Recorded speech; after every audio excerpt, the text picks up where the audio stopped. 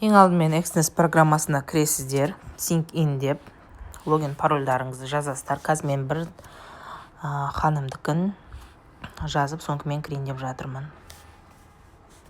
Енді кірілді, любой бір код қоясыздар, чтобы ұмыт қалмайтындай. Мені кірдік. Мынау сіздердің счеттарыңыз. Дополнительно новый счет ашу үшін қазір бұның іші өзгеріп кеткен. Мына жерде бүгінгі мысалы жасаған саудаларыңыз көрінеді. Плюс 11 деген сияқты архив көре аласыздар. $12 жасалған екен, Депозит деген ақша салу. Депозитті басып, сізде карта болмаса өйстіп тұрады. Сіз егерде картамен салатын болсаңыз, банк картасына кіресіз. Картаңыздың нөмерін, картаңыздың атын, датасын, артындағы CVV кодын жазасыз. Қазір бізде $100 47 болса, бізде бұл жерде салу керек ақша минимум $200, новый счет ашқаннан кейін. Сол минимумды жазып аласыздар мына жерге. 94 мың ба, 95 мың ба болады. Соны жазып аласыздар да, сөйтіп ақша сала бересіздер, континуумды басып. Каспилеріңізден код сондайлар келуі мүмкін. Ақша шығаратын болсаңыздар, withdraw дегенді басасыздар. Withdraw деген ақша шығару дегенді білдіреді. Таңдап, өз қайсы картаға шығарасыз, соны таңдайсыздар. Мына картаға шығаратын болсаңыз, басасыздар. Минимум $10 шығарылады. Осы күні кешеге дейін минимум $3 шығатын, қазір минимум $10 шығатын қып істеп қойған. $10 деп жазасыз, неқа шығатын ақшаңызды көрсетіп қояды. Континуумды басып шығара бересіздер дәл осылай. Енді трансфер деген, сізде егер 2-3 счет болатын болса, сол счеттардың арасында бір-бірімен ауыстыруды айтады. Так, бұл жерде түсінікті, Енді қараңыздар, осыны біз Metabase-ке жалғау керекпіз. Қалай жалғаймыз? Мынау настройка. Мынау настройка. Көрдіңіздер ме? Сразу кіріп кетеді. Настройкаға кіргенде setting деген, мынау сіздердің жазып тұрған нелеріңіз. Логин нелеріңіз кіретін серверге. Metabase-ке өтесіздер. Настройкаға өтесіздер де торговый новый счет деген таңдайсыздар да Exness Technologies Ltd деген таңдайсыздар. Сервер. Қандай деп тұр? Сол сервер жазамыз. Сервер Real 33 еді. Неқта 34 деп көрсетіп тұр, соны өзіміз өзгертеміз. Real 33 міне. Real 33 кетті. Логин көшіріп аламыз да логин деген жерге қоямыз. Ал парольді болса жазасыздар.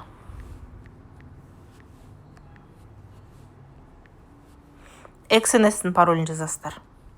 Сонымен сіздерді кіргізеді. Мысалы, міне кірдік. Міне счеттарыңызға кірдіңіздер. Бұл торговля. Сізде ашық тұрған позицияларды осы жақтан көре аласыздар. Мына жағы история.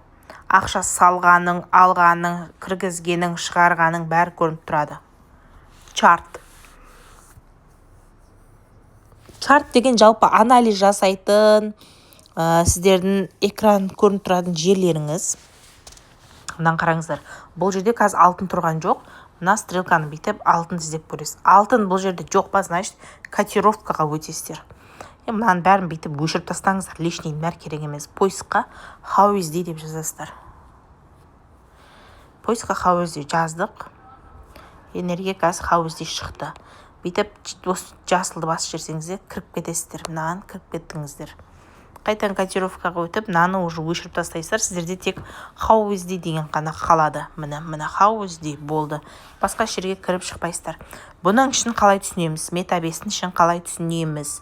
Жалпы, мынау төбеде тұрған таймфреймдар. Любой таймфреймді ауыстырасыздар. 1 сағат, 4 сағат деген сияқты ауыса береді. Енді мынау шығып тұрған стрелкалар не? Бұлар бізге мешать етеді ғой десеңіздер, бұл сіздердің торговый историяларыңыз. Оны кіріп, мынасына жер. Любой бір экран бір шетін басып жатырмын. Көрдіңіз ба, шығып жатыр. Любой бір шетін басам, шығады. Настройкаға кірем. Мысалы, маған оның историясы керек емес. Торговый историяны өшіріп тастаймын. Өшіріп тастап қарасам, міне бағанағы стрелкалар жоқ уже. Көрдіңіздер ма? Қайтадан басамда настройкаға кірем. Енді қараңыздар.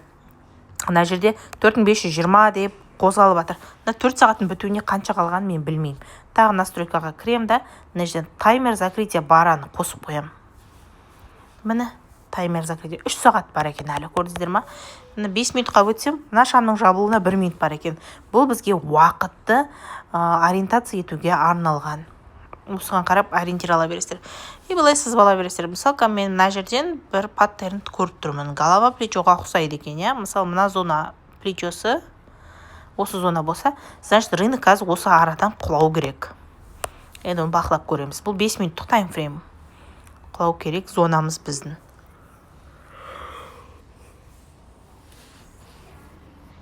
Тағы да мына төбеде үшеу тұр. Мынау сіздердің как линейкаларыңыз. Мысалы, мына шамның денесіне апарамда, сөйтіп бітіп астына қарай жылжытам. Значит, 5 минутта бұл 9-да 7. Яғни $9.788 қозғалған екен. Көрдіңіздер ма? Ол бір өлшеп алдық, иә? Мысалы, мына жерге до конца 10 минутты өлшесек, екеуі қанша? $16 береді. Мына бетіп қарасақ, $10 қозғалысты. 5 минутта берген қозғалыстары қараңыздар. Просто так өстіп не істейсіздер, линейкамен өлшеп ала бересіздер. Араларын қайт соны бассаңыздар, өзі шығып кетеді, көрдіңіздер ма? Мына ортада тұрған F индикатор, бізге индикатор керек емес, қоспаймыз. Мынау қасында тұрған инструменттер, осы жерден инструменттерді қосамыз. Добавить объект деп Фибоначчиді қосып қойсаңыздар болады. Осы жерде расширение линия Фибоначчиға кіресіздер, бүйтіп тартып аласыздар. Міне көрдіңіздер ме, сіздердің Фибоначчиларыңыз. Енді осы Фибоначчиді мынаның үстін басып тұрсаңыздар, свойства деген бар. Свойстваға кіреміз. Міне кірдіге, мына уровни дегенге кіресіздер. Мысалы, мына жерге жазып қойсаңыз болады. Английский. Стоп-лосс деген сияқты. Нөлек. Бұл жерге жазылмай ма? Мына жерге. Так. Описание деп тұр ғой, міне осы жерге жазамыз. Стоп-лосс, мысалы. Мынаны өшіріп тастасақ болады, керек еместерін. Мына керек еместер. Өшіріп тастап. Мысалы, мынаған gold деп қоямыз. Gold. Мынау да gold. Golden зона. Бір вынужденный вход. Вынужденный. Мынау take. Деп қойсақ болады. Мынау потом екінші take. Мысалы, мынаны өшіріп тастаймыз. Галочканы қоямыз, тағы да сақтаймыз. Міне болды. Фибоначчи тартатын болсаңыз, астына стоп-лоссты қойып қоясыз. Стоп-лоссыңыз тиетін жер, мысалы, мына жер жарығым соны вынужденный жеріңіз, голден зонаға келгенде кіресіздер. 0702 деген қосып қойсаңыздар болады, голденнің басы, голденнің шеті. Мына тейка деген сияқты осылай сызып ала бересіздер Фибоначчиді. Кейін қалай өшіресіздер? Мысалы, мен былай әртүрлі сызып тастадым, иә.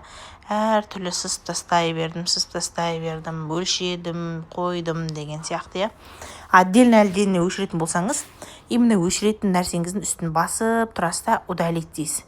Не болмаса полный өшіргіңіз келсе, мына қайтып инструментке кіресіз, мынаны көрдіңіз ба, удалить все.